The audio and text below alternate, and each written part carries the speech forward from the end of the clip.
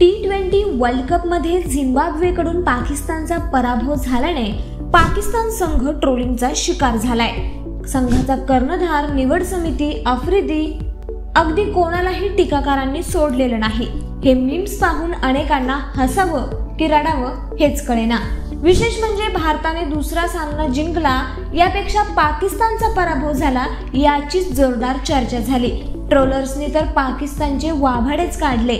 Mister bin पासून सुरू झालेलं हे प्रकरण शोएब अख्तर ते अगदी झिम्बाब्वेच्या राष्ट्राध्यक्षांनी देखील चांगलंच लावून धरलं। चला तर ट्रोलर्सने नक्की कोणावर आणि कशा प्रकारे निशाणा साधलाय हे जाणून घेण्यासाठी हा व्हिडिओ शेवटपर्यंत पहा।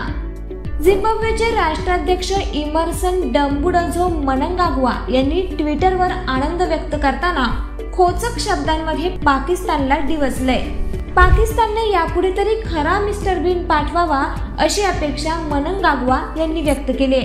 तर रावळपिंडी एक्सप्रेस शोएब अख्तरने कर्णधार बाबर आझम, पाकिस्तानी संघाचे व्यवस्थापन, सलामीवीर, मधल्या फळीतील फलंदाज आणि गोलंदाजांना चांगलं सुनावले।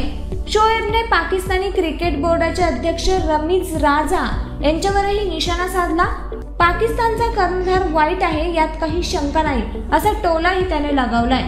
ट्विटरवरील टुकटुक अकॅडमी या अकाउंटवर तर बाबर रिजवान जोडीचा समाचार घेण्यात आलाय।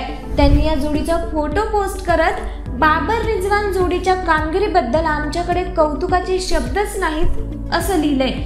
बलाढ्य झिम्बाब्वे विरुद्ध पराभव असं लिहित पाकिस्तानच्या कामगिरीवर टीका करण्यात आली आहे। सोशल मीडियावर कराची हा शब्द ट्रेंड करत होता। संघाच्या खराब कामगिरीनंतर पाकच्या चाहत्यांनी त्यांना जोरदार ट्रोल केलं। चाहत्यांच्या मते पाकिस्तान संघाने कराची एअरपोर्टसाठी क्वालिफाय केले आहे। दुसऱ्या एका मीम्स मध्ये बाबर आझमचा फोटो आहे ज्यामध्ये लिहिलं आहे, कोणी कोणाकडेही बोट करणार नाही, बॅगा भरा आणि कराची एअरपोर्टसाठी तयार रहा। तर उदय गुरव नावाच्या अकाउंटवरून देखील एक भन्नाट मीम शेअर करण्यात आले।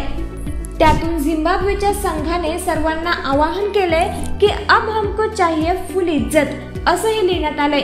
एकाने वेगवान गोलंदाज शाहीनशाह आफ्रिदीचा समाचार घेतलाय। तो म्हणतो, कोण म्हणतंय हा जगातला सर्वोत्तम वेगवान गोलंदाज आहे।